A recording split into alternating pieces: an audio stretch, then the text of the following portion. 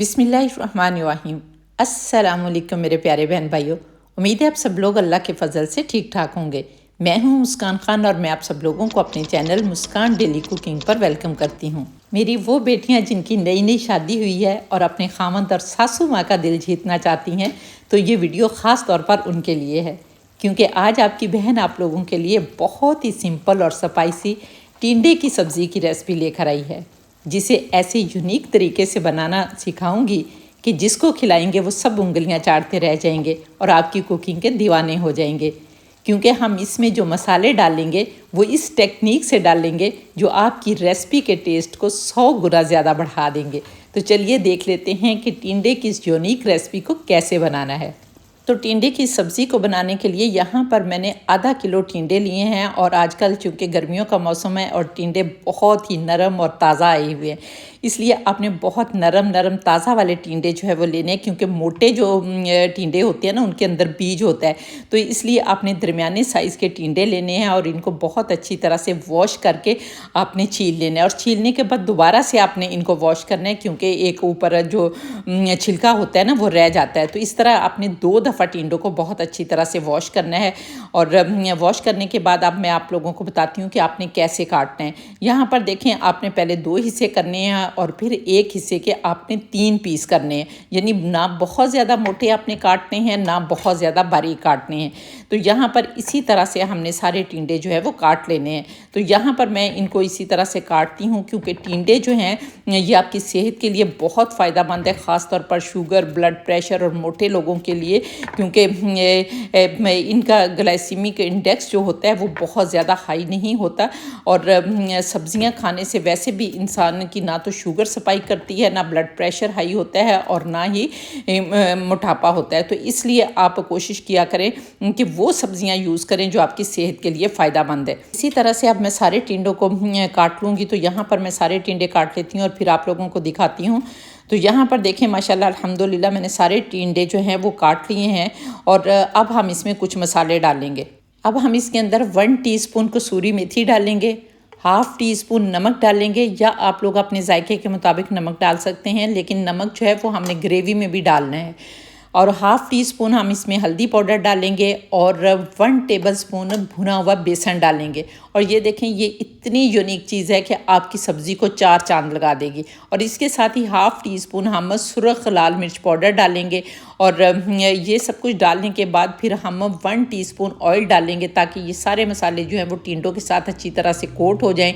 और फिर हम बहुत अच्छी तरह से इसको मिक्स करेंगे। आप चाहें तो हाथ से भी मिक्स कर सकते हैं, या इस तरह बर्तन को हिलाकर भी मिक्स कर सकते हैं, जिस तरह आपका दिल करता है, लेकिन आपने बहुत अच्छी तरह से इसको मिक्स करना है। और मिक्स करने के बाद हम 15 मिनट के लिए इनको मैरिनेट करके रख देंगे, ताकि सारे मसाले जो हैं वो टिंडों के साथ अच्छी तरह से जज़्ब हो जाएं और हमारे टिंडे जो हैं वो फीके ना लगें। और जब तक हमारे टिंडे जो हैं यहाँ पर मैरिनेट हो रहे हैं, हम उतनी देर में इसके लिए ग्रेवी बना लेते हैं। ग्रेवी बनाने के लिए अब हम एक कढ़ाई चूल्हे पर रखेंगे और इसके अंदर हम ½ कप मस्टर्ड ऑयल यानी सरसों का तेल डालेंगे। और अगर यहाँ पर आप लोग देसी घी का इस्तेमाल करना चाहें तो वो भी कर सकते हैं। और तेल की क्वांटिटी आप अपने टेस्ट के मुताबिक कम या ज़्यादा भी कर सकते हैं। और जब तक हमारा ऑयल गर्म होता है, हम ग्रेवी के लिए एक बड़े साइज़ का प्याज जो है वो चॉप कर लेते हैं। और यहाँ पर देखें, ये मैनुअल चॉपर जो है, मैं आप लोगों को हर वीडियो में दिखाती हूँ कि ये इसने हमारी ज़िंदगी जो है वो आसान कर दी है। ना बिजली का खर्चा आता है, कुछ नहीं होता, बल्कि ये देखें बहुत ही बारीक, जितना बारीक आप प्याज चॉप करना चाहते हैं आप कर सकते हैं। तो इस तरह से आप इस टूल को यूज़ करते हुए अपनी ज़िंदगी आसान बना सकते हैं। तो हमारा प्याज भी चॉप हो गया। तो चलिए अब देख लेते हैं, इधर दूसरी साइड पे हमारा ऑयल जो है वो गर्म हो चुका है। अब हमने जो टिंडे मैरिनेट करके रखे हुए हैं वो हम इसके अंदर डालेंगे। बिस्मिल्लाहिर्रहमानिर्रहीम। और यहाँ पर टिंडे डालने के बाद अब हमने मुसलसल इसको चलाकर फ्राई करना है। और यहाँ पर हम कम से कम इसको 3-4 मिनट के लिए अच्छी तरह से फ्राई करेंगे। और मुसलसल चम्मच आपने क्यों चलाना है, क्योंकि इसके अंदर हमने बेसन का इस्तेमाल किया हुआ है। और अगर आप मुसलसल चम्मच नहीं चलाएंगे तो बेसन जो है वो पेंदे के साथ लगना शुरू हो जाएगा। और हमने चूँकि इसमें पानी का इस्तेमाल नहीं करना, सिर्फ इसको घी में ही ऑयल में ही रोस्ट करना है। तो यहाँ पर हम 2-3 मिनट के लिए इनको अच्छी तरह से रोस्ट कर लेते हैं और फिर आप लोगों को दिखाती हूँ। माशाल्लाह अल्हम्दुलिल्लाह मैंने इनको 2-3 मिनट के लिए बहुत अच्छी तरह से रोस्ट कर लिया। और ये जो हल्का हल्का बेसन लगा हुआ है ना पेंदे के साथ ये बहुत मज़े का लगेगा। आपने ये नहीं कहना कि ये शायद जल गया, नहीं, ये बहुत अच्छी तरह से भुना हुआ है।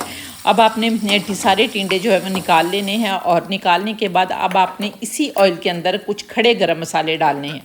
तो खड़े गरम मसालों में अब हम हाफ़ टी स्पून साबुत सफ़ेद ज़ीरा डालेंगे और इसके साथ ही 2-3 सूखी सुरख मिर्ची उनको तोड़कर, एक तेज़पात का पत्ता तोड़कर, 2 सब्ज़ इलायचियाँ, एक हम दालचीनी का टुकड़ा और एक बड़ी काली इलायची जो मसाले वाली होती है वो डाल देंगे। और हमारा ऑयल जो है वो ऑलरेडी गर्म है, इसलिए हमने हल्का सा इसको क्रैकल करना है। और अब हमने जो एक बड़े साइज़ का प्याज चॉप करके रखा हुआ है साथ ही प्याज भी डाल देंगे। और यहाँ पर प्याज डालने के बाद अब हम 1-2 मिनट के लिए इसको फ्राई करेंगे और फिर पानी का छींटा मारते हुए हमने इसको फ्राई करना है।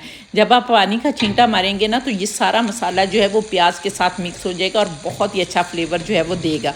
और यहाँ पर ये देखें 2 टिंडे रह गए थे, ये साइड पे लगे हुए थे, मुझे पता ही नहीं चला, तो चले इन्हें भी निकाल लेते हैं।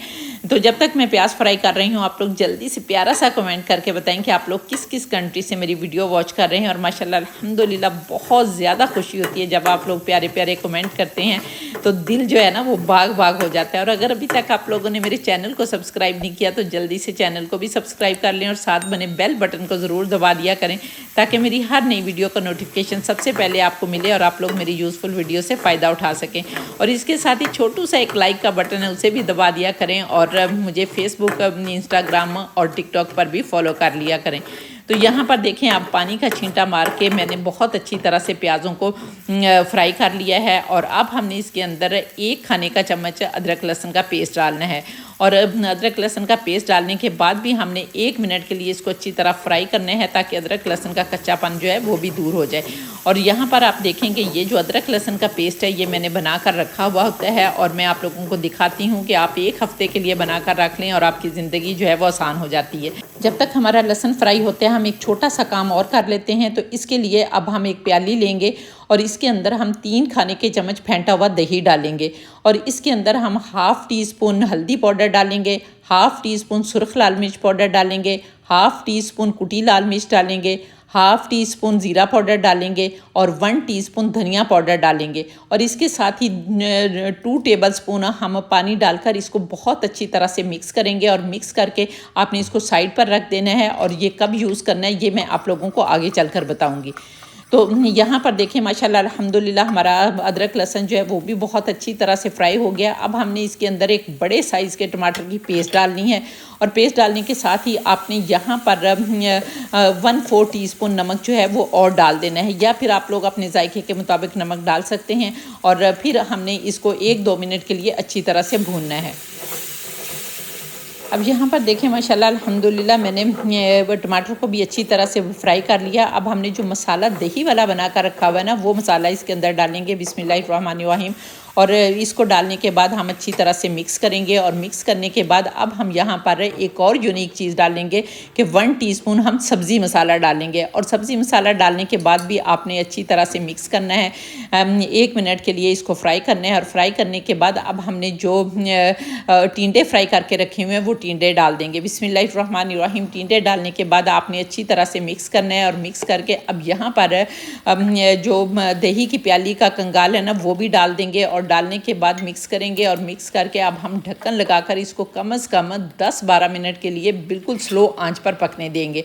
और यहाँ पर आपने बहुत ज़्यादा पानी नहीं डालना क्योंकि जब सब्ज़ी में ज़्यादा पानी डालते हैं ना तो उसका टेस्ट ख़त्म हो जाता है। और यही छोटी छोटी टिप्स मैंने आपको बतानी थी कि जो आपकी रेसिपी को 4 चांद लगा देती हैं और टेस्ट को 100 गुना बढ़ा देती हैं।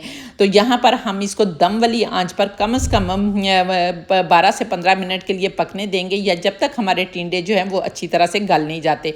और अगर आप लोगों को फिर पानी की थोड़ी सी ज़रूरत पड़े, क्योंकि बीच बीच में आपने चम्मच चलाकर देखते जाना है, और अगर पानी की ज़रूरत पड़े तो थोड़ा सा पानी जो है वो आपने डाल लेना है। तो अब हम इनको पकने देते हैं और फिर देखते हैं। तो हमारी हांडी को पकते हुए 12 मिनट हो गए हैं, तो चलिए देख लेते हैं बिस्मिल्लाहिर्रहमानिर्रहीम। तो ये देखें माशाल्लाह अल्हम्दुलिल्लाह पूरे मोहल्ले में खुशबू जा रही है और सब पूछेंगे आप लोग क्या बना रहे हैं। तो यहाँ पर देखें माशाल्लाह अल्हम्दुलिल्लाह अब हम इसको मिक्स करेंगे और मिक्स करने के बाद 1/2 टीस्पून गरम मसाला पाउडर डालेंगे, हाफ़ टी स्पून कसूरी मेथी डालेंगे और 1 टेबल स्पून हम इसमें कुटी हुई सब्ज़ मिर्च डालेंगे और काफ़ी सारा हम सब्ज़ धनिया डालेंगे और इसके साथ ही हम 2-3 पुदीने के पत्ते जो है वो क्रश करके डालेंगे। अगर आप लोग हाथ से क्रश करके डालें तो और ज़्यादा जायका आएगा। और ये सब कुछ डालने के बाद आपने मिक्स करना है और मिक्स करने के बाद अब आपने 1 मिनट के लिए दोबारा से ढक्कन लगा देना है ताकि इनकी सारी खुशबू जो है वो हमारी सब्ज़ी में आ जाए। तो यहाँ पर 1 मिनट के बाद हम दोबारा से देखते हैं।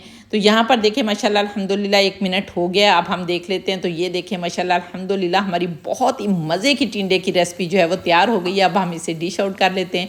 बिस्मिल्लाहिर्रहमानिर्रहीम। तो ये देखें माशाल्लाह अल्हम्दुलिल्लाह अल्हम्दुलिल्लाह। अब आप लोग इसे पराठे के साथ खाएँ, चमचों के साथ खाएँ, आप लोग रोटी के साथ खाएँ, जिसके साथ भी खाएँगे बहुत मज़े के लगेंगे।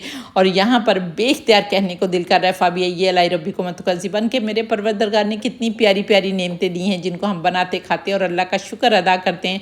तो उम्मीद है आपको मेरी रेसिपी पसंद आई होगी। अगर रेसिपी पसंद आई है तो जल्दी से मेरे चैनल को सब्सक्राइब कर लें और अगर आप लोग इसे फेसबुक या टिकटॉक पर देख रहे हैं तो फिर इस रेसिपी को रीपोस्ट भी कर दें ताकि दूसरे फ्रेंड्स भी इससे फ़ायदा उठा सकें। और इंशाअल्लाह ताला नेक्स्ट वीडियो में आपसे दोबारा मुलाकात होगी। तब तक के लिए अपना बहुत सारा ख्याल रखिए और मुझे भी अपनी दुआओं में याद रखें और इसके साथ ही इजाज़त दें। अल्लाह हाफिज़।